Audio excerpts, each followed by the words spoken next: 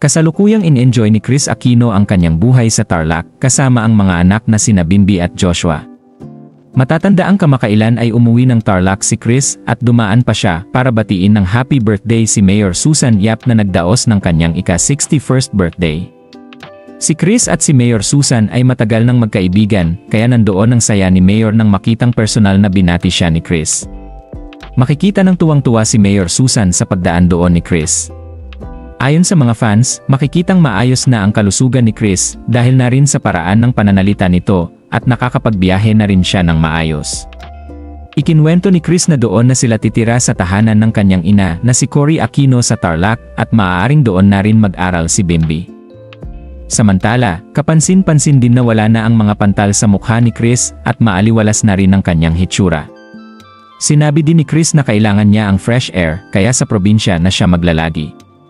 Sa post noon ni Kris, naghahanap siya ng karagdagang nurses na mag-aalaga sa kanya, kasama na rin ang mga caregivers at personal chef para mas ma-monitor ang food niya at maiprepare ito ng maayos upang lalong madagdagan ang kanyang timbang.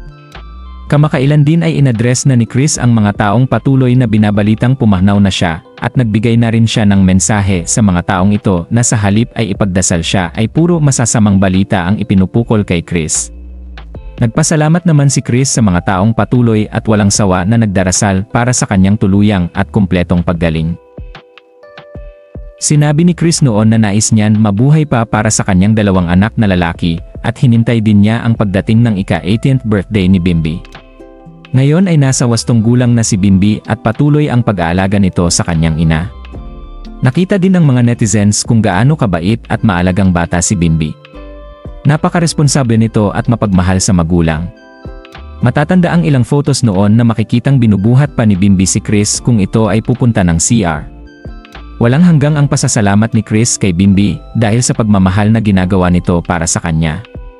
Isa din sa pangarap ni Kris ay mabuhay ng normal si Bimby at ma-enjoy din nito ang buhay binata at magkaroon din ng mga kaibigan. Kaya naman napansin din ng marami na marunong din kumanta si Bimby na ito ang kanyang pinagkakaabalahan sa kasalukuyan. Sa kabila din ng kanyang nararamdaman, hindi pa rin matiis ni Kris na hindi ipagdiwang ang kaarawan ng mga taong malalapit sa kanya. Kamakailan ay nagdaos siya ng kaarawan ng kanyang kaibigan na si Michael Leyva.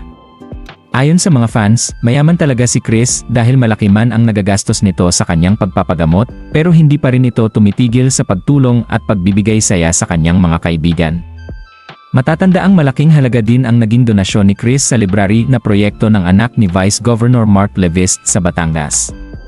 Hindi man sinasabi ni Kris ang mga pagtulong na ginagawa niya.